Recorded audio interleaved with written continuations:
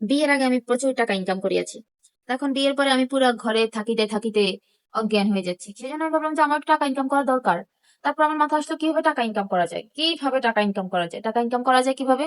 আমি আমার শাশুড়িকে দেখেছি হাঁস পালে, মুরগি পালে, সেই জন্য আমি মুরগির প্রতি খুবই বিরক্ত, কারণ মুরগি আমাদের ঘরের দরজায় এসে আক্কা করে দেয়।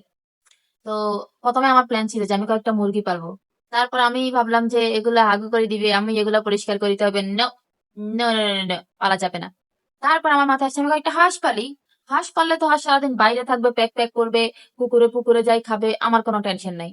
তো আমি হাঁস পালার জন্য, আমার শাশুড়ি নাই বাড়িতে, ওনার একদম ঘরটা খালি দেখে আমি এটা পরিষ্কার করে নিয়েছি। কারণ আমি পালিব হাঁস, আমাকে করিতে হবে টাকা উপার্জন। তারপর আমি যখন সবকিছু ঠিকঠাক করে নিয়েছি, এখন তো আমি হাঁস কিনবো, কই থেকে হাঁস কিনা যায় সেই সোর্স সোর্স লাগিয়ে দিয়েছি, কোথায় হাঁস কিনতে পাওয়া যায় সেটার জন্য। ওমা, পাশের বাসার ভাবি, নাকি, না পাশের বাসার ভাবি না, বাড়ির ভিতরের কাকি না চাচি, সে দেখি যে চাল কিনিতে কিনিতে বেহুশ, কেন তো চাল কিনে আমার সামনে আসি, সে আমার সামনে আসি এটা বলতে হইলো যে তাদের হাঁস নাকি, তারা খাইছে 5 কেজি চাল, তাদের হাঁস খাইছে 10 কেজি চালের ভাত।